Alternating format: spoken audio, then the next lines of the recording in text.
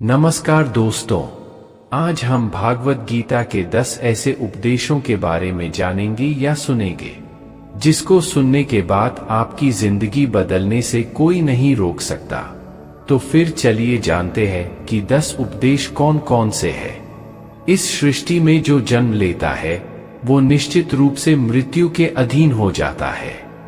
दोस्तों, यहाँ भगवान श्री कृष्ण कहते हैं कि इस मृत्यु लोक का हर एक प्राणी, चाहे मनुष्य हो या पशु पक्षी हो या फिर पेड़ पौधा हो, हर सांस लेने वाला प्राणी अपने जन्म के साथ मृत्यु को भी लेकर आता है। हर प्राणी को एक ना एक दिन निश्चित क्षण पर मरना अर्थात अपने शरीर को त्यागना ही पड़ता है। दूसरा उपदेश, मनुष्य को सिर्फ कर्म करने का अधिकार है, फल की इच्छा ना करें। दोस्तों, यहाँ भगवान श्री कृष्ण कहते हैं कि मनुष्य को चाहिए कि फल की इच्छा त्याग कर कर्म को अपना धर्म समझकर करे, क्योंकि जो भी मनुष्य फल प्राप्ति की इच्छा करता है उसका मन फल के बारे में सोचकर अपने कर्म और कर्तव्य से विचलित हो जाता है और उस इंसान को वो फल प्राप्त नहीं होता है जिसकी उसने इच्छा की हुई थी। इसीलिए भगवान श्री कृष्ण कहते हैं कि मनुष्य सिर्फ कर्म कर सकता है, फल कदापि मनुष्य के अधीन नहीं है। जो लोग फल की इच्छा से ही कर्म करते हैं वे लोग सुख दुख आदि के चक्र में फंस जाते हैं और उनकी मना शांति नष्ट हो जाती है। भगवान श्री कृष्ण कहते हैं कि मनुष्य अपने फल की इच्छा को त्याग कर कर्म को अपना धर्म समझकर करे तो उसको फल अवश्य मिल जाएगा, परंतु उस फल को वो व्यक्ति विधान की इच्छा समझकर स्वीकार कर ले और ज्ञानी व्यक्ति भी इसी योग को अपनाकर कर्म योगी बन जाते हैं। तीसरा उपदेश, इस विश्व में केवल शरीर मरते हैं लेकिन आत्मा अविनाशी है। शरीर के मरने पर भी आत्मा नहीं मरती है। दोस्तों, यहाँ भगवान श्री कृष्ण कहते हैं कि आत्मा न कभी जन्म लेती है और ना ही कभी मरती है। वो अजन्म, नित्य, सनातन और पुरातन है, जो शरीर के मारे जाने के बाद भी नहीं मरती है। जो सचमुच ज्ञानी होते हैं वो ना उनका शोक करते हैं जो मर गए हैं और ना ही उनका शोक करते हैं जो अभी जिंदा है, क्योंकि वो जानते हैं कि जो मर गया है वो फिर से जन्म लेगा और जो अभी जीवित है वो अवश्य ही मर जाएगा। मरने वाला फिर से जन्म लेगा, क्योंकि केवल शरीर का नाश होता है। शरीर के अंदर जो आत्मा है वो कभी भी नहीं मरता है, क्योंकि आत्मा को ना कोई शस्त्र काट सकता है और ना ही उसे अग्नि जला सकती है, ना ही जल गला सकता है और ना ही इसे वायु सुखा सकती है। श्री कृष्ण का चौथा उपदेश है, अपने मन को नियंत्रित करो। दोस्तों, यहाँ भगवान श्री कृष्ण कहते हैं कि मनुष्य के शरीर का एक अदृश्य अंग है मन, जो कभी दिखाई नहीं देता, परंतु वही इस शरीर का सबसे शक्तिशाली हिस्सा है। मनुष्य को मैं के घमंड की मदिरा पिलाकर मदहोश करने वाला पाखंडी केवल ये मन ही है। उसके हाथों में मोहमाया का जाल है जिसे वो मनुष्य की कामनाओं पर डालता रहता है और उसे अपने वश में करता रहता है। ये मन शरीर से भी मोह करता रहता है और अपनी खुशियों से भी और अपने दुखों से भी मोह करता रहता है। खुशियों में खुशियों भरी गीत गाता है और दुख में दुख भरे गीत गुनगुनाता है। अपने दुखों में दूसरों को शामिल करके उसे खुशी मिलती है। किसी भी मनुष्य को उसका मन जीवन के अंत तक अपने जाल से निकलने नहीं देता। अपने रस्सी में बांधकर उसे तरह तरह के नाच नचवाता रहता है। ऐसा तब तक होता रहता है जब तक हम अपने आप को मन के अधीन रहने देंगे, तब तक हमारा मन हमें नाच नचाता रहेगा। मनुष्य का मन मनुष्य को इतनी फुर्सत भी नहीं देता कि वो अपने अंतर में झांककर अपनी आत्मा को पहचाने और आत्मा के अंदर जिस परमात्मा का प्रकाश है उस परमात्मा का साक्षात्कार करे। किसी भी जीवित प्राणी के लिए आवश्यक है कि प्राणी अपने मन को काबू में करके अपने अंतर में झांककर अपनी आत्मा को देखे, तब उस आत्मा के अंदर उसे परमात्मा का प्रकाश स्पष्ट दिखाई देगा। और उसी को ही परमात्मा का साक्षात्कार कहते हैं। 5वां उपदेश है, हमारा शरीर और मन कैसे काम करता है। दोस्तों, यहाँ भगवान श्री कृष्ण कहते हैं कि मनुष्य का शरीर एक रथ के भांति है, जैसे आंख, कान, नाक, जीभ और त्वचा आदि। इन इंद्रियों घोड़ों को जो सारथी चलाता है, वो सारथी ही हमारा मन है, और उस रथ में बैठा हुआ स्वामी वही हमारी आत्मा है। मनुष्य की इंद्रियां विषयों की ओर आकर्षित होती रहती है, और ये सब तभी तक ही हो सकता है जब तक जीवात्मा अपने मन को काबू में ना लाए।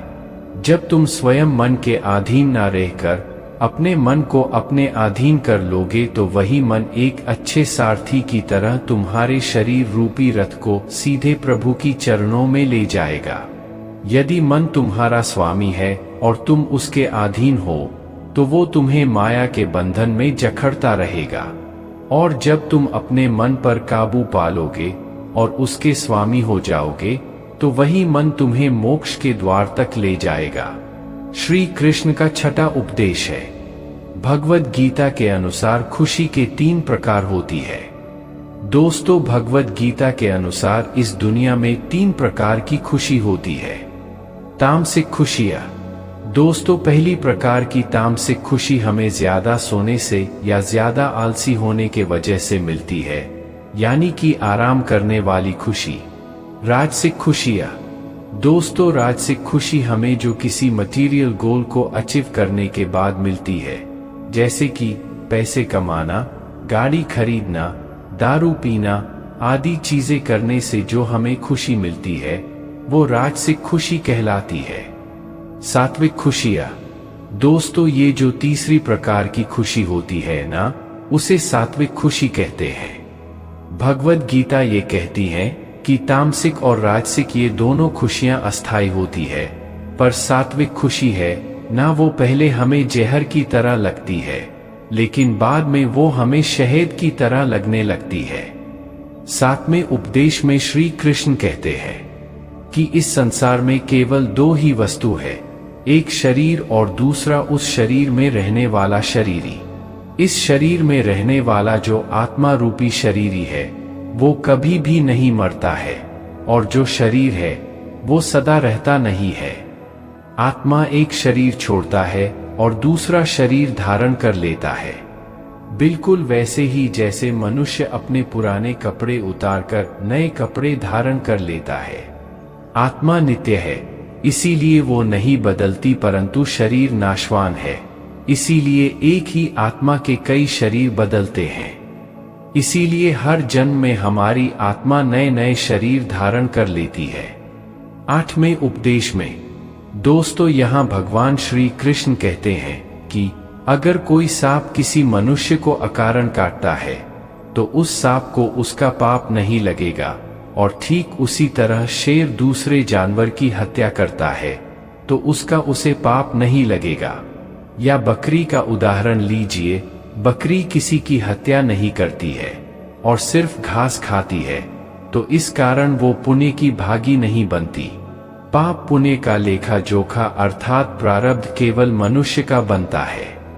दोस्तों, इसका अर्थ यह है कि अगर कोई पशु किसी की अकारण हत्या कर देता है तो उसका उसे पाप नहीं लगेगा, लेकिन कोई मनुष्य अगर किसी भी जीवित प्राणी की अकारण हत्या कर देता है तो उसे उसका पाप लगेगा, क्योंकि इस पृथ्वी लोक पर और समस्त प्राणियों में जो विवेकशील है वो अच्छे और बुरे की पहचान रख सकता है, और वो मनुष्य छोड़कर कोई और प्राणी ऐसा नहीं कर सकता। इसीलिए जब मनुष्य अपने पाप और पुण्य जब भोग लेता है तो उसे फिर से मनुष्य की योनि में भेज दिया जाता है।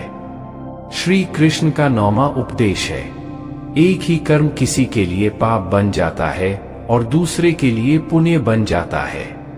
दोस्तों, एक मनुष्य किसी कमजोर और बूढ़े व्यक्ति का धन लूटने के लिए उसकी हत्या कर देता है तो उस व्यक्ति को निश्चित ही उसके द्वारा किए गए कर्म का पाप लगता है।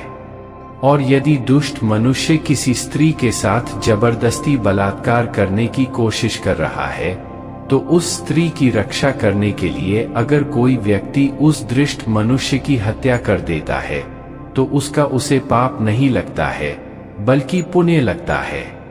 दोस्तों, कर्म तो वही रहा, किसी की हत्या करना, परंतु उस कर्म के पीछे की भावना क्या है और मारने वाले की नीयत क्या है, इसी के फर्क से ही एक ही कर्म किसी के लिए पाप हो सकता है और दूसरे के लिए पुण्य हो सकता है। जिस भावना और नियत से मनुष्य कर्म करता है, उस नियत के कारण एक ही कर्म किसी के लिए पाप बन जाता है और किसी के लिए पुण्य बन जाता है। कर्म के इस ज्ञान के द्वारा ही मनुष्य को कर्म विकर्म और अकर्म की पहचान होती है। दोस्तों, इसका अर्थ यह है कि मनुष्य जब निष्काम भावना से कर्म करता है तो उस कर्म का फल उसे नहीं भोगना पड़ता है, इसीलिए वो अकर्म हो जाता है। कर्म उसे कहते हैं जिसे सकाम भाव से और फल की इच्छा से किया जाता है। उसका फल मनुष्य को उसके कर्म के अनुसार अवश्य रहता है। 10वां उपदेश। हर मनुष्य का प्रथम धर्म क्या है और अपने धर्म का विधान मनुष्य खुद बनाता है।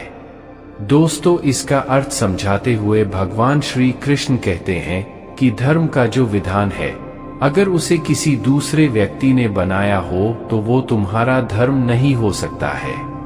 तुम्हारा धर्म वही है जिसे तुमने स्वयं बनाया हो, जिसे तुम्हारी आत्मा ने स्वीकार किया हो।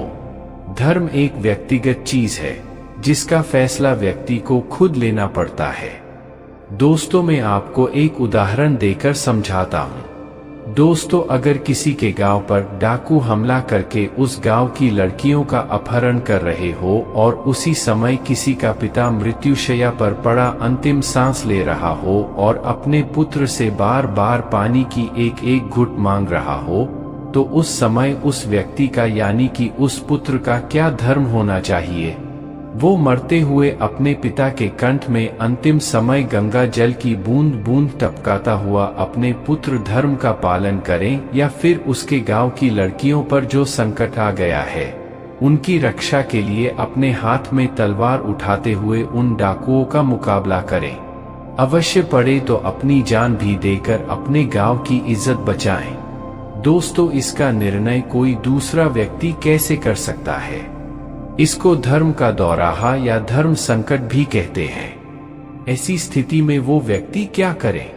उसका फैसला कोई और व्यक्ति नहीं कर सकता, बल्कि ये निर्णय उसे खुद ही लेना पड़ता है कि उस समय उसका प्रथम धर्म क्या है।